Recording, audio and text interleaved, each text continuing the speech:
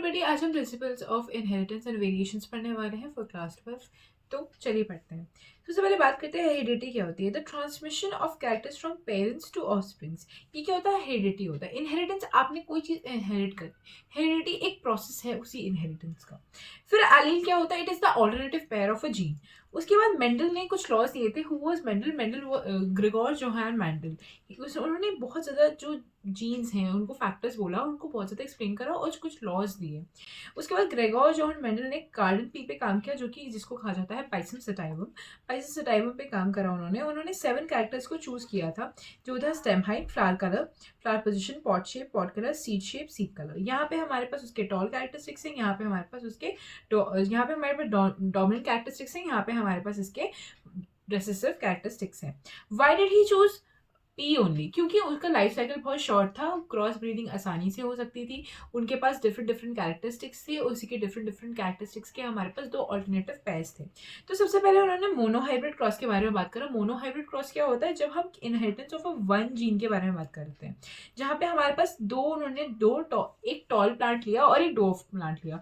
Tall plant का जो genotype था, जेनोटाइप क्या होता है? जो जेनेटिक कॉम्पोजिशन देखता है। फिनोटाइप क्या होता है? जो आउटर एक्सटर्नल तुम्हारा वो देखता है। ठीक है, तो हमारे पास पेरेंटल कॉम्बिनेशन में आया क्या था?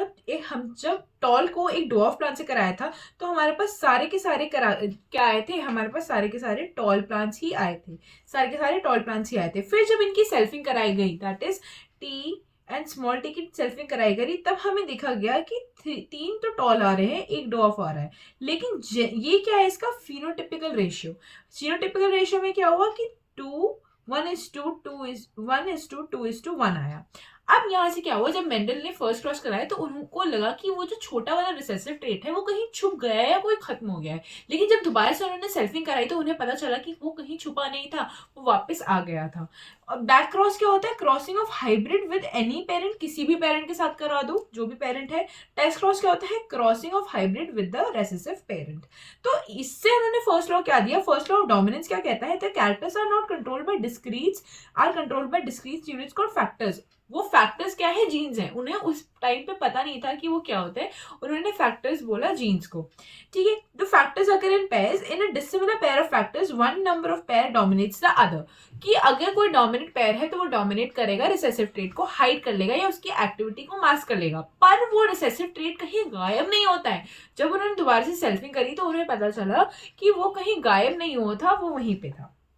Second law segregation क्या? During the gamete formation, the factors या alleles segregate from each other such that gamete gets one out of the 2 factors. जब gamete segregate करे होंगे तो एक फैक्टर मिला होगा उन्हें, एक एलील का एक पेयर मिला होगा। Inheritance of 2 genes या फिर dihybrid cross क्या होता है? The cross between 2 parent offsprings in 2 pairs of contrasting character। जैसे हमारे पास क्या था? हमने क्या किया? सीड कलर और सीड शेप को ले लिया। सीड शेप में हमारे पास क्या होता है? राउंड होता है हमारे पास डोमिनेंट ट्रेट, और स्मॉल डॉर्फ होता है, ये रिंकल्ड होता है हमारे पास रेसेसिव ट्रेट। वैसे ही येलो होता है dominant for seed colour and green होता है हमारे पास फॉर रेसेसिव कलर। जब इन्होंने दोनों एक डोमिनेंट सेगमेंट लिया, एक रिसेसिव सेगमेंट को क्रॉस करवाया, तो क्या आया हमारे पास? हमारे पास क्या है? राउंड एंड ग्रीन आया। क्या आया? राउंड एंड येलो आया। ठीक है, दोबारा से सेल्फिंग कराया तो यहाँ पे हमारे पास जो यहाँ पे था क्या था? 9:3:3:1 था, यहाँ पर रेशियो था। ठीक है, उसके बाद यहाँ से उन्होंने थर्ड लॉ क्या दिया? Law of independent assortment. When more than 1 pair of characters are involved in these cross factors, pairs independently segregate from the other pair of character. यहाँ पे इंडिपेंडेंटली किसी और से फर्क नहीं पड़ रहा है कि वो पेयर क्या ले रहा है, वो इंडिपेंडेंटली असॉर्ट कर रहा है। अब हमारे पास आते हैं नॉन मेंडेलियन की। तो हमने बात करी मेंडेलियन इनहेरिटेंस। अब हम नॉन मेंडेलियन इनहेरिटेंस की बात करेंगे, जहां पे हम बात करेंगे कौन से ऐसे फैक्टर्स हैं जो कि नॉन मेंडेलियन कैरेक्टरिस्टिक्स दिखाते हैं। इनकम्प्लीट डोमिनेंस, जहां पे इंटरमीडिएट कैरेक्टर आता है, जैसे कि हमने क्या किया? स्नैप ड्रैगन या डॉग फ्लावर या फिर मेराबली चिरापा। तो यहाँ पे क्या आता है, हमने रेड जो कि डोमिनेट ट्रेट होता है, व्हाइट जो होता है रिसेसिव होता है, इनको जब क्रॉस करवाया तो क्या मिला हमारे पास, 2 पिंक फ्लावर्स है। इसे क्या कहते हैं, इनकम्प्लीट डोमिनेंस। कोई भी एक कलर पूरी तरह से डोमिनेट नहीं कर रहा है, हमें एक इंटरमीडिएट पैटर्न मिल रहा है। को डोमिनेंस क्या होता है, जब दोनों में से कोई भी डोमिनेंस शो नहीं कर रहा और दोनों क्या कर रहे हैं, साथ में एग्जिस्ट कर रहे हैं। जैसे कि हमारे पास हमारा ह्यूमन एबीओ ब्लड ग्रुपिंग, जहाँ पे आई ए और आई बी अगर हमारे पास आ जाता है तो ना ए डोमिनेट करता है ना बी डोमिनेट करता है, ये क्या करता है, ए बी ब्लड ग्रुप बना लेता है। क्या बना लेता है, ए बी ब्लड ग्रुप बना लेता है। मल्टीपल एलिलिज्म क्या होता है, more than one allele governs the same character, जैसे कि ए बी ओ ग्रुपिंग में होता है। पॉलीजेनिक इनहेरिटेंस क्या होता है, some traits controlled by several genes, कुछ ट्रेट्स हैं जो कि बहुत सारे जीन्स कंट्रोल कर रहे हैं, जैसे कि human skin colour, human height. उसके बाद हमारे पास प्लियोट्रोपी क्या होता है, सिंगल जीन क्या कर रहा है, मल्टीपल फिनोटाइपिक एक्सप्रेशन दे रहा है, जैसे कि हमारे पास सिकल सेल एनीमिया है और फिनाइलकीटोन्यूरिया है। क्रोमोसोमल थ्योरी ऑफ इनहेरिटेंस किसने दी थी, डिवेरिस, कोरेंस और शेमार्क ने जब दोबारा से मेंडल्स की, जब मेंडल उस टाइम पे थे, उनके किसी ने उनके मैथमेटिकल लॉजिक्स को और ये सारी प्रूफ्स को कंसिडर नहीं करा था, किसी ने माना नहीं था। बहुत बाद में जब उनकी रिडिस्कवरी हुई तो फिर हमारे पास Walter Sutton and Theodor Boveri ने क्या कहा, said that the pairing and separation of a pair of chromosome lead to segregation of a pair of factors they carried. Mendel ने भी उन्होंने ये बात करी थी कि सेग्रीगेशन की बात करी थी उन्होंने। क्रोमोसोम क्या है, एक तरह का व्हीकल है जो कैरी कर रहा है जीन्स को। Two identical chromosomes form a homologous pair. Homologous pair segregate करते हैं during gamete formation, independent pair segregate independently from each other. Same बात ही उन्होंने सेम बात को क्रोमोसोमल थ्योरी ऑफ इनहेरिटेंस में बोल दी। जो टीएच मॉर्गन थे उन्होंने क्रोमोसोमल थ्योरी को ड्रोसोफिला मेलानोगास्टर के साथ प्रूव किया। Drosophila was a very good जो उन्होंने लिया एक्सपेरिमेंट के लिए। क्यों, they can grow in simple synthetic medium, short life span होता है इनका, breeding can be done throughout the year, hundreds of progeny can be produce और males and females can be distinguish. हमारे पास sexual dimorphism था।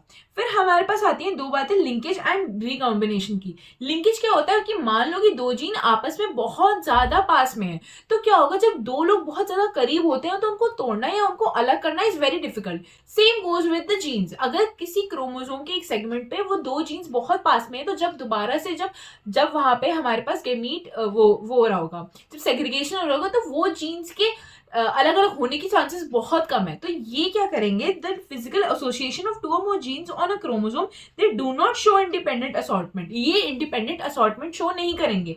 वही चीज recombination क्या होती है, the generation of non parental gene combination it occurs due to independent assortment and crossing over.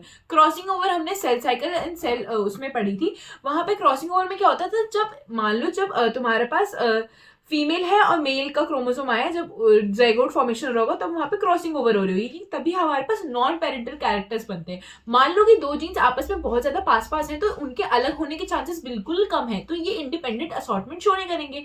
पर रिकॉम्बिनेशन क्या होता है, रिकॉम्बिनेशन ये चीज होती है कि जो नॉन पेरेंटल कॉम्बिनेशन के बनने के चांसेस, ठीक है, इसे कहते हैं रिकॉम्बिनेशन। तो हमने टीएच मॉर्गन ने क्या किया, येलो बॉडीड व्हाइट आई फीमेल के साथ क्रॉस किया, ब्राउन बॉडीड रेड आई का, और एक दूसरा क्रॉस किया व्हाइट एंड मिनिएचर विंग का रेड आई लार्ज विंग के साथ। तो मॉर्गन ने इंटर क्रॉस करी F1 प्रोजेनी को, तो उन्होंने देखा 2 genes did not segregate independently of each other and F2 ratio deviated from the 9:3:3:1 ratio, जो कि हमने डाइहाइब्रिड क्रॉस में देखा था। ऐसा क्यों हुआ, क्योंकि genes were located on X chromosome. When 2 genes were situated on the same chromosome, the proportion of parental gene combination was much higher। अब 2 कैरेक्टर्स बिल्कुल पास में होंगे तो वो अपनी आइडेंटिटी लूज नहीं करेंगे, वो 2 कैरेक्टर्स किसी और 2 कैरेक्टर्स के साथ आ जाएंगे, तो अब उनकी पुरानी आइडेंटिटी लूज हो जाएगी, उनके पास न्यू आइडेंटिटी आ जाएगी, राइट। तो the proportion of parental gene combination was much higher than the non parental type. क्यों, due to linkage. Genes of white eye and yellow bodied were tightly linked and showed only 1.3% recombination। बहुत कम recombination क्यों था, क्योंकि linkage ज्यादा था। White eye miniature wings using closely उन्होंने 37.2 recombination, मतलब बहुत ज्यादा, उसके कंपैरेटिवली में कम लिंक्ड जीन्स होंगे यहाँ पे, right. Tightly link shows low combination and loosely link क्या करेगा, हायर रिकॉम्बिनेशन। मान लो कि मैं और मेरी एक फ्रेंड है, हम दोनों एक जीन के पास लोकेटेड है, हम दोनों बहुत अच्छे बेस्ट फ्रेंड्स हैं, राइट। और वही अगर एक दूसरा पेयर आया है और वो चाह रहा है हमसे रिकम्बाइन करने का, अगर हम बहुत ज्यादा अच्छे दोस्त होंगे, हमारी दोस्ती को कोई तोड़ नहीं सकता होगा, तो हम कम रिकॉम्बिनेशन शो करेंगे। बट वही अगर हम बहुत अलग हो गए, बहुत पिछड़ गए, तो अब मैं सोचूंगी कि मैं न्यू फ्रेंड्स बनाऊं, राइट, तो अब मैं रिकॉम्बिनेशन ज्यादा शो करूंगी। Same is the case with the genes, ठीक है। फिर हमारे पास क्या है, अल्फ्रेड ने क्या किया, the recombination frequency gene mapping के लिए यूज किया। ये चीज जीन मैपिंग के लिए ह्यूमन जीनोम प्रोजेक्ट में भी यूज हुई थी। अब हम सेक्स डिटर्मिनेशन की बात करते हैं कि अब एलोसोम्स क्या होते हैं, जो हमारे पास सेक्स क्रोमोसोम्स होते हैं, और ऑटोसोम्स क्या होते हैं, जो हमारे पास apart from the sex chromosomes होते हैं, राइट। तो मेल हेट्रोगेमिटी मतलब मेल के पास जो क्रोमोसोम्स में वैरायटी, जैसे कि ह्यूमंस के पास XX एंड XY होता है, और XX एंड XO किस में होता है, ग्रास हॉपर में और कॉकरोच में होता है। एक्सओ क्या है, ओ का मतलब क्या है कि एक क्रोमोसोम नहीं प्रेजेंट है, राइट। फीमेल हेट्रोगेमिटी में क्या होता है, ZZ एंड ZW, ये बर्ड्स में प्रेजेंट होता है। सेक्स डिटर्मिनेशन ह्यूमंस में पढ़ेंगे अगर हम, तो हमारे को पता चलता है कि सिर्फ और सिर्फ जो मेल का स्पर्म है उस पर डिपेंड करता है sex of the child. It does not depend on the chromosomes of a female. So female are targeted a lot of times कि आप मतलब if a baby is born like girl child होती है तो कहते हैं कि ये फीमेल की गलती है, बट ये गलती तो है ही नहीं पहली बात, बट ऐसा ब्लेम करना गलत है क्योंकि sperm decides the sex of the child, ठीक है। और 50-50 चांसेस है दोनों के होने की। हमारे पास सेक्स डिटर्मिनेशन हनीबीज क्या होता है, हनीबीज में जो फर्टिलाइज्ड एग होता है जिसके पास 32 टोटल क्रोमोसोम्स होते हैं वो फीमेल बनाता है, और जो अनफर्टिलाइज होता है जिसके पास सिर्फ 16 क्रोमोसोम्स होते हैं वो क्या बनाता है, ड्रोन बनाता है, या फिर हमारे पास क्या बनाता है, ड्रोन या फिर मेल तुम्हारा बी बनाता है। उसके बाद म्यूटेशन क्या होता है, mutation is a phenomena which results in alternation of DNA sequences and consequently results in changes in the genotype and phenotype of an organism. Point mutation क्योंकि डिलीशन से हो सकता है, इंसर्शन से हो सकता है, ड्यूप्लीकेशन से हो सकता है, जो कि हम पढ़ेंगे नेक्स्ट चैप्टर में, दैट इज मॉलिक्यूलर इनहेरिटेंस में पढ़ेंगे। सच म्यूटेशन जैसे कि हमारे पास पॉइंट म्यूटेशन का बहुत प्यारा एग्जाम्पल क्या है हमारे पास, पॉइंट म्यूटेशन का अच्छा एग्जांपल है हमारे पास सिकल सेल एनीमिया। क्या है, सिकल सेल एनीमिया डिलीशंस और इंसर्शन की वजह से भी फ्रेमशिफ्ट म्यूटेशन, ये भी पढ़ेंगे हम नेक्स्ट चैप्टर में। कैसे हो सकता है म्यूटेशन, कैसे म्यूटेशन, जैसे यूवी रेडिएशन से हो सकता है म्यूटेशन, लाइक ऑर्गेनिज्म जिसको म्यूटाजन कहते हैं जो कि म्यूटेशंस करवाता है।